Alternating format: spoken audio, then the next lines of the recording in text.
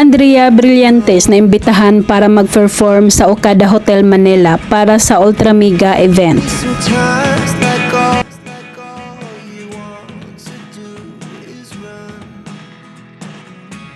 Hear me out, Nakasuot ng all blue attire si Andrea Brillantes at nagbigay ng kanyang dance performance.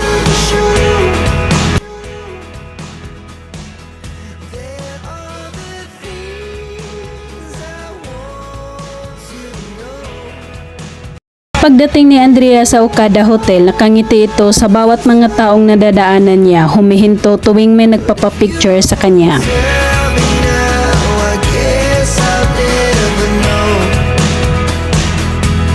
Kasama ang mga G-Force dancer sa pagsayaw sa stage ni Andrea Brillantes.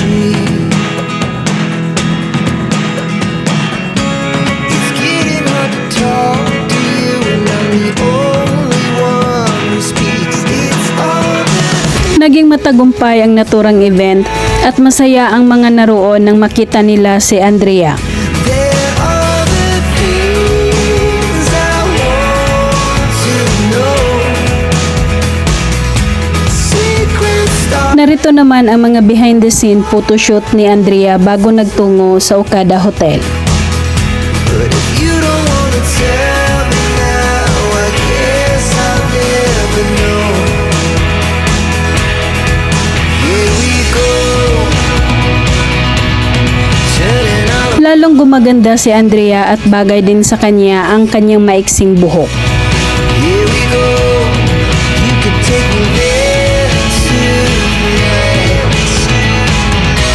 Whoa. Samantala, narito naman ang TikTok banding na magkaibigan na sina Andrea at Loren Victas, anak ni Rafa Gutierrez. I can't stay if you can't let it go. I never really know what's going on. Nagtungo ang dalawa sa Coachella Valley, California para manood ng concert doon at mag-enjoy. You were gone. It's all the things you never show.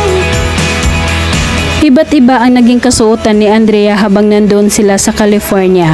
Tulad na lang nitong nakaputi siya at minsan ay naka-cowgirl attire. Start. May pagka-Turkish look si Andrea nito na may hikaw pa sa ilong.